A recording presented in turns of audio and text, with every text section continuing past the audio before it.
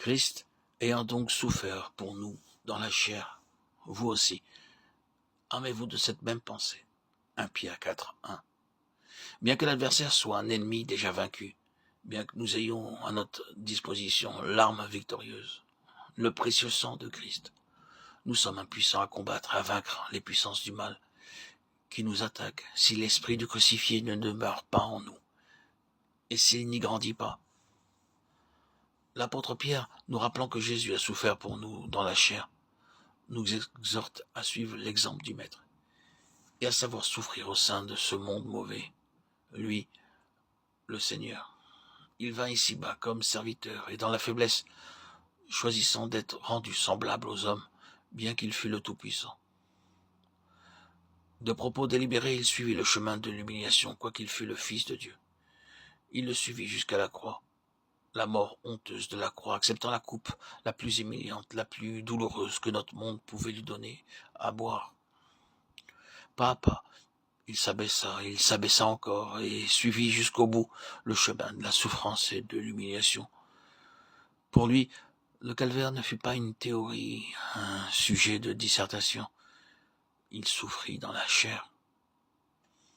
Et nous, enfants de Dieu à son exemple, nous devons choisir le chemin de l'humiliation. Ayez une même pensée que Jésus-Christ a eue, demande l'apôtre. Si nous voulons que l'esprit de sacrifice qui conduisit Jésus à la mort nous soit départi, s'il habite en nous, nous cessons de pécher. 1 Pierre 4, 1. Nous ne vivons plus selon les convoitises de l'homme naturel, mais faisons la volonté de Dieu. Sans doute l'entourage trop étrange de conduite du racheté. Celui-ci doit s'attendre à ce qu'on dise du mal de lui. Et même, il est heureux lorsqu'à cause du Christ, il est maltraité et qu'on dit faussement contre lui toutes sortes de mal. L'Esprit de Dieu, l'Esprit de gloire demeure sur lui. Et c'est parce que Dieu l'a scellé de son sceau qu'il est calomnié. Qu'importe. En son enfant, Christ est glorifié. 1 Pierre 4, 14. Buvons donc aussi à la coupe que le Seigneur a bu.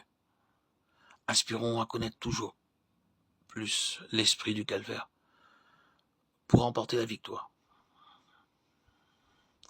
Fortifiés intérieurement par son esprit, nous sommes victorieux, vainqueurs par le sang de l'agneau. Et faisons à notre tour l'expérience avec les rachetés de tous les siècles que notre grand ennemi, Satan, prince des ténèbres, père du mensonge, soit vaincu. Alléluia. Amen.